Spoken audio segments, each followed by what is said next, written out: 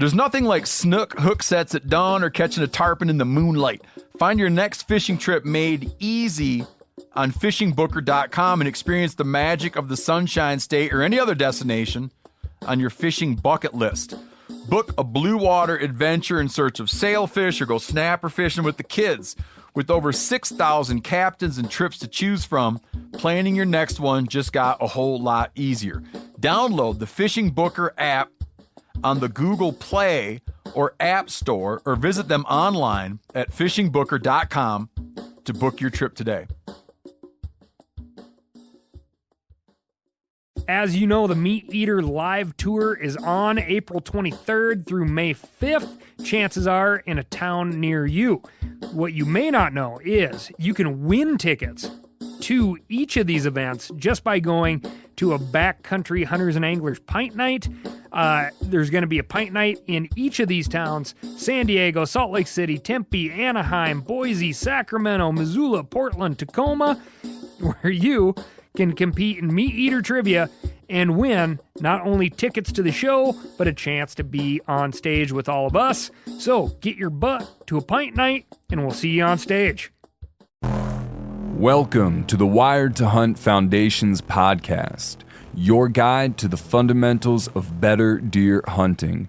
And now, your host, Tony Peterson. Hey everybody, welcome to the Wired to Hunt Foundation's podcast, brought to you by First Light. Today's show is all about muzzleloaders and how to kill a buck as the late season officially kicks in.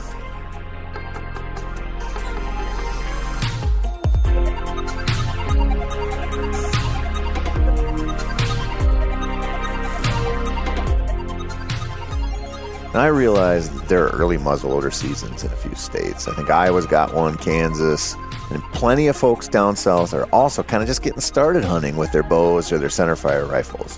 Whether your muzzleloader season is going on right now, or it's about to start, or maybe it's a few weeks or a month away, I hope you get something out of this episode. No, actually, scratch that. I hope you get something out of the next 2 episodes.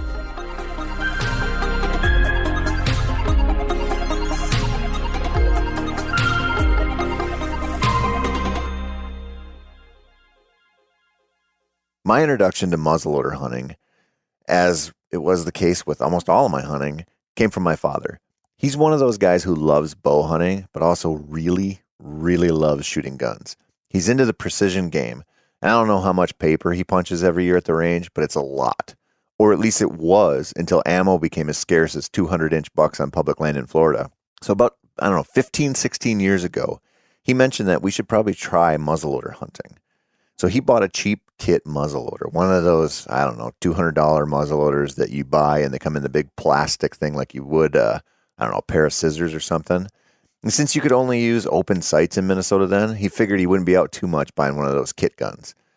But it was a gun, and since it was a gun, he liked it. I did too. It wasn't long before there were a few more muzzleloaders laying around, and we were out hunting with them. It also wasn't long before I figured out that hunting with a smoke pole wasn't as easy as I expected it to be. I'm sure it was pure cockiness on my part to think that I could just go out and kill one with a gun, because I kind of frequently killed deer with a bow back then. I thought I'd be able to clean out the woods just because I had a gun. And even though it had, somewhat limited range and iron sights, I was still probably too cocky. And I was wrong. This might come as a surprise to some of you listeners, but some of the best moves I've made as a hunter have come from getting shit so wrong, it's embarrassing. This was one of those things. With my early forays into muzzleloader land, I just went out and sat on the food. I figured with a 100-yard-ish weapon and low standards, I only needed to get on a cut cornfield and wait for the sun to set. The problem with my plan was that I tried it first on a farm that gets absolutely pounded during bow and the regular gun season. Well, I'll get into this later in far more depth on some future episodes. Let me just say this about late season advice. If someone tells you that all you have to do is sit on a food source and wait for the rut-starved bucks to show up, punch them right in the throat. You don't need those kind of lies in your life. I'm just kidding. No physical violence, please. Instead, kindly remind them that you're hunting in the real world, and it's not so simple because pressured deer don't follow the same rules as unpressured deer. This is the problem with any deer hunting advice, in that it tends to kind of gloss over our individual realities because it really has no other choice. And my individual reality when I started muzzleloader hunting was that I bought into the tall tale that food was king, and it would override the deer's sense of survival as the hangover from the gun season faded and the real Minnesota cold set in. What actually happened was that the deer that were left had been scared into patterns that didn't make them want to show themselves during daylight hours. This doesn't take too long to figure out if you have snow. And then you sit on the edge of a field and you don't see deer. The snow will show you the tracks. The field won't show you the deer, and a whole lot of nocturnal feeding becomes pretty obvious. But those deer have to get there somehow, and they have to leave from there somehow, and that's where you kill them. Or at least that's where I started killing them. Does any of this sound familiar? It probably should. In past episodes, when I've talked about bow hunting pressured deer, it's been all about figuring out where they like to walk and then getting in there to kill them. With gun hunting, the same rules apply. As a hunter, figuring out where deer are going to walk during daylight hours is like 93% of your job. It's your number one priority, and it doesn't matter what advice you've been given from some random hunting celebrities. What matters is what you see in your own world, in your own chosen woods. If the deer run to the alfalfa field to mow down 2 hours before dark, and they show you that, then you know what to do. If they don't, or a few of them show up within the last few minutes of legal shooting light, then you know you've got to figure out where they are coming from and how you can get in there to get on them. How I figured out how to do this for myself was by reverting right back to my favorite thing, staging areas. This was largely a happy accident by simply just defaulting to some of my bow stands after flaming out on the field edge hunts with my muzzleloader. Now, you guys know that I love staging areas. And when it comes to early muzzleloader failures, I realized I need to get into the cover and start watching. This was easiest to accomplish by going to stands I already had up that took advantage of the cover. What I saw eventually was that the bucks and does that were left after gun season, they would move. And they'd do it in daylight some, but it would always be in the cover. This didn't mean I had to get right in on a sanctuary with them like during the heart of gun season, but it meant that I had to be somewhere between that and the food. In the morning, the same strategy worked. I just had to reverse the likely deer travel and pay real close attention to my entrance routes and the impression I made on the deer while getting in there. And this sounds simple, right? And it can be. If you've got conditions like powdery snow that lets you sneak in quietly, then it can be easy. But if you got a sheet of icy snow covering that powder that sounds kind of like you're stomping on a bag of potato chips with every step, your results may vary. If you can't get to your stand without alerting the nearby deer, it's freaking over. The survivors don't tolerate mistakes, and it's really easy to make a mistake during many of the conditions in which we find ourselves muzzleloader hunting. It's ditto for late season bow hunts. Earlier, when I said your number one priority was finding where deer like to walk, I kind of lied. This is part of it, because you sure as hell don't want to hunt where deer don't like to walk. But just as importantly, you've got to read the situation and decide if you can get in without blowing everything up. There's 2 steps to this. Find where the deer like to walk. Figure out if you can get in there. If you can't, you're in trouble. This is tricky. I found that sometimes when the conditions are loud, I mean really, really loud, it's impossible to hunt very well. This goes for late season whitetails, as well as pheasants, grouse, bunnies, and probably every prey animal we hunt.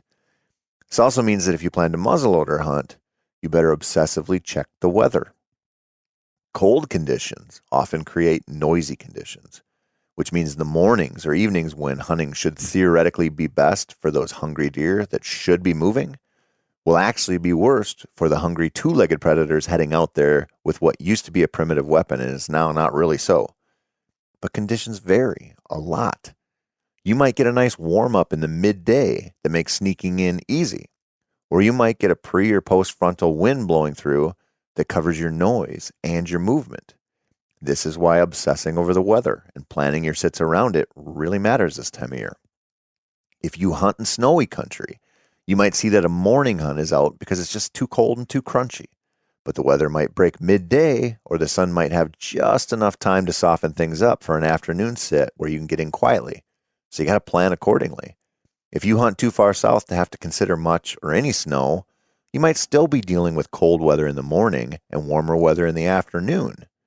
This might be the difference between crunchy, frosty leaves and easier to move in without detection wet leaf litter ground cover later.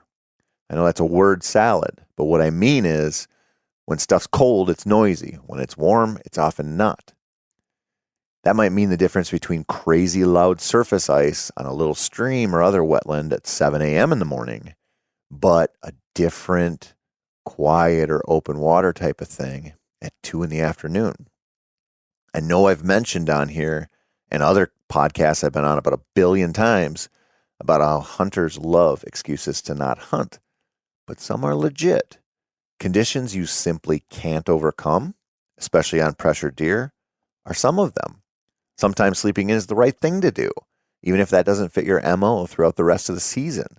Or better yet, you can just set yourself up with some backup options. This might sound familiar too, and if it doesn't, I urge you to go back and listen to my earlier scouting episodes of this podcast we dropped all summer long. Having backup plans, having backup stand sites, and even backup properties, muy importante, mi amigos. When it comes to conditions where you just feel like you can't overcome them, then you shouldn't hunt there in that spot. Maybe there is another location that allows for quieter access. Maybe it's a stand closer to a busy road, or maybe you can just go glass some of your ground from a safe distance. Do some observation. As common as it is for hunters to decide they are being smart by not hunting due to a litany of reasons, others will hunt no matter what. This is just as bad and might be a little worse if you don't have too many options. If you hunt public land much, you'll see all kinds of folks who are hunting when and where they probably shouldn't be. That's the game out there. So no matter what, crunching your way into the heart of the best cover on a property to take the smoke pole for a walk because it's a Saturday morning and you want to hunt, that can cause a lot of damage to your season. Be careful with how easy it is to skip hunts or how diehard you are when you absolutely have to hunt no matter what. While they are on opposite ends of the spectrum, the end result is often terrible hunting. Of course, in addition to making too much noise on the way in and out, there's also the issue of hiding from deer. It's easy to be a gun hunter who doesn't value this aspect because of the range of the modern rifle and the prevalence of box blinds. Now, I'm not knocking either, just saying they kind of make it possible to wear blue jeans and a hockey jersey and go out and kill deer. You might also muzzleloader hunt from one of those blinds in that type of situation, and if you do, good for you. But remember, pay attention to what the deer show you. I've seen quite a few of my hunting buddies buy big box blinds and put them on food plots thinking that will be the end of any work they need to do to kill stuff. Sometimes that works, but a lot of times by the time the muzzleloader season rolls around, the deer are awful clued into the big green tower blind and what might be hiding in it. If you don't have that option, or if you just don't want to use it, you're going to have to hide. A scoped muzzleloader can allow you to reach out and touch them, but where you're going to find pressured deer, you might not need to dial it up to 11, so to speak. You'll probably be shooting them in close quarters, which necessitates a little ninja work, just like bow hunting. This is hard for a lot of folks to grasp because it seems like any gun, even a front stuffer, should allow you to climb into your favorite ladder stand and pick them off when they pass through. But pressured deer look for hunters on the ground and in the trees. And they really look for them in the trees that have had a ladder stand in them for 7 years and they've watched 5 of their buddies get shot out of there. Where I'm going with this is the range of the weapon can be used to your advantage, but don't phone it in on your hides. If you go the mobile route, which is a great way to fill muzzleloader tags, hide yourself just like you would on a typical bow hunt. Set up on the far side of the tree from expected movement, or bury yourself in a deadfall on the ground with situationally specific camouflage. Do the work necessary to make the deer do the work necessary to catch you. In fact, that ground game is a great way to hunt with a muzzleloader because you can really dig into the cover and use it to your advantage. And you can buffer the wind a little bit. This also makes sits more comfortable a lot of times because there's nothing colder than sitting in a tree stand when a north wind is blowing hard and it's about 7 degrees out. Plus, you can use a decent tripod and take a really steady shot, which isn't always easy to do from a mobile tree stand or a saddle setup.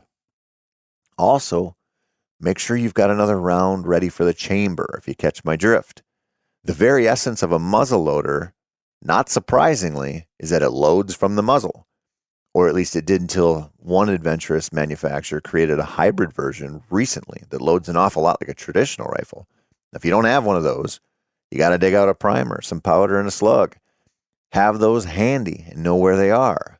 I've had more than a few blown shots with my muzzleloader that allowed for a follow-up shot. And let me tell you, there are a few times in the woods that feel more urgent than that. Maybe, when you've had Taco Bell the night before, along with about 7 bush lights, and then the coffee kicks in an hour into your sit, things can get a little more urgent. But barring poor choices like those, the need to get things going is very real when you've missed with a smoke pole and the deer is still standing there. Gotta be fast. Quick loader options are a good way to go, but so is a system. What pocket is your ammo in? Can you get your gloves off quickly and get the whole thing loaded correctly? Can you do that in a ladder stand or on a tiny portable stand? Sometimes you don't miss, but you spine one and a follow-up shot is necessary.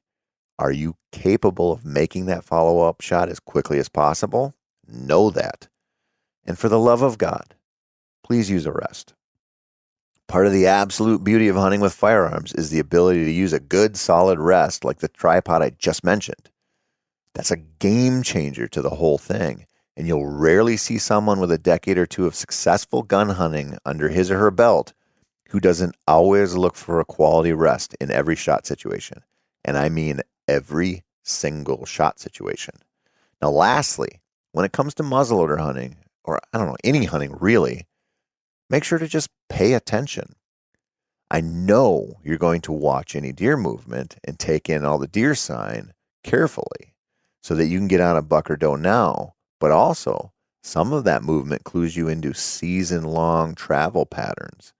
With the woods open and the pressure over the last several weeks so high, those deer that you do see, they're showing you where they want to go or where they have to go. The travel routes they take, the places they bed, those clues tell you a lot about their habits when they feel threatened. That's valuable information. It's gold for anyone who wants to figure out pressured deer. Even maybe the deer that you don't really care to shoot, like the solo button buck who crosses an old fence in a certain spot in the woodlot during December. That little guy, he tells you something. The doe group that enters the field from a specific point when the wind is out of the northwest, they're telling you something too. And if you see a big buck now, that's even better. Make note of everything he does and figure out why he does it. Ask yourself the why. It's not just that he's working toward the distant cornfield at last light, but where's he coming from?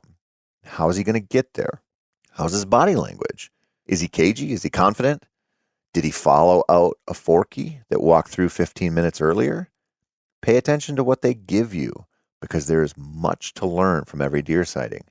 And get that muzzleloader sighted in, because that's some of the most fun you'll have all season. In fact, next week I'll give you a part 2 on this and talk about some of the hunting strategies that will allow you to really enjoy your time in the field with a front stuffer. That's it for this week, my friends. I'm Tony Peterson, and this has been the Wired to Hunt Foundations podcast. Please check out our Wired to Hunt YouTube channel, as well as themeateater.com/wired for more deer hunting tips, tactics, and wisdom. And as always, thank you so much for listening and for the support. We really appreciate it.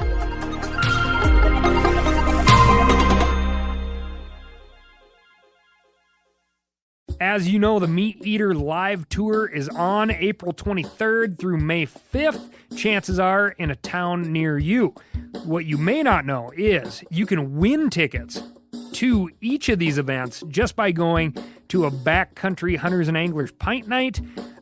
There's going to be a pint night in each of these towns: San Diego, Salt Lake City, Tempe, Anaheim, Boise, Sacramento, Missoula, Portland, Tacoma, where you can compete in Meat Eater trivia and win not only tickets to the show, but a chance to be on stage with all of us. So get your butt to a pint night, and we'll see you on stage.